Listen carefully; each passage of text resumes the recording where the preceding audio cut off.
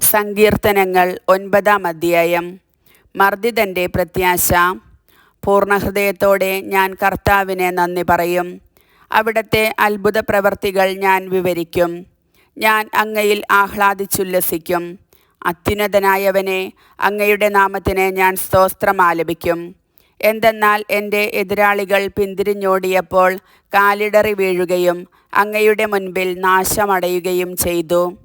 അങ്ങ് എനിക്ക് നീതി നടത്തി തന്നിരിക്കുന്നു. അങ്ങ് ന്യായാസനത്തിലിരുന്ന് നീതിപൂർവകമായ വിധി പ്രസ്താവിച്ചു. അവിടുന്ന് ജനതകളെ ശകാരിച്ചു. അവിടുന്ന് ദുഷ്ടന്മാരെ നശിപ്പിച്ചു. അവരുടെ നാമം എന്നേക്കുമായി മായിച്ചു കളഞ്ഞു. ശത്രു നാശകൂമ്പാരത്തിൽ അപ്രത്യക്ഷമായിരിക്കുന്നു. അവരുടെ നഗരങ്ങളെ അങ്ങ് ഉന്മൂലനം ചെയ്തു. അവരുടെ സ്മരണ പോലും മാഞ്ഞു പോയിരിക്കുന്നു.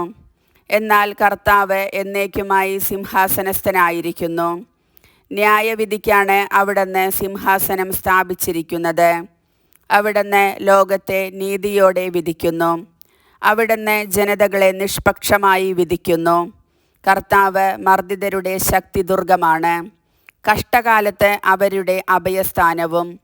അങ്ങയുടെ നാമമറിയുന്നവർ അങ്ങിൽ വിശ്വാസമർപ്പിക്കുന്നു.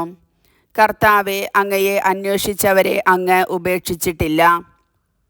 സിയോനിൽ വസിക്കുന്ന കർത്താവിനെ സ്തോത്രം ആലപിക്കുവിൻ.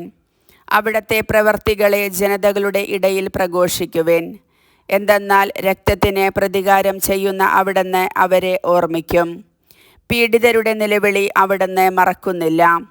കർത്താവെ, എന്നോട് കരുണ കാണിക്കണമേ.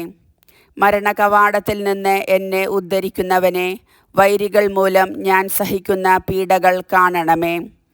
അങ്ങനെ ഞാൻ അവിടുത്തെ സ്തുതികൾ ആലപിക്കട്ടെ. അങ്ങ് നൽകിയ വിമോചനമോർത്ത് സിയോൻ പുത്രിയുടെ കവാടങ്ങളിൽ ഞാൻ സന്തോഷിക്കട്ടെ. തങ്ങൾ കുഴിച്ച കുഴിയിൽ തന്നെ ജനതകൾ വീണടിഞ്ഞു. തങ്ങൾ ഒരുക്കിയ കെണിയിൽ അവരുടെ തന്നെ പാദങ്ങൾ കുരുങ്ങി. കർത്താവ് തന്നെ വെളിപ്പെടുത്തി. അവിടുന്ന് ന്യായവിധി നടത്തി. ദുഷ്ടർ സ്വന്തം കരവേലകളിൽ കുടുങ്ങി. ദുഷ്ടർ പാതാളത്തിൽ പതിക്കട്ടെ. ദൈവത്തെ മറക്കുന്ന സകല ജനതകളും തന്നെ. ദരിദ്രർ എന്നേക്കും വിസ്മരിക്കപ്പെടുകയില്ല. പാവങ്ങളുടെ പ്രത്യാശ എന്നേക്കുമായി അസ്തമിക്കുകയില്ല. കർത്താവെ, എഴുന്നേൽക്കണമേ.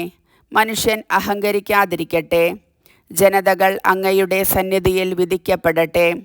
കർത്താവെ, അവരെ ഭയാധീനരാക്കണമേ. തങ്ങൾ വെറും മർത്യരാണെന്ന് ജനതകൾ മനസ്സിലാക്കട്ടെ.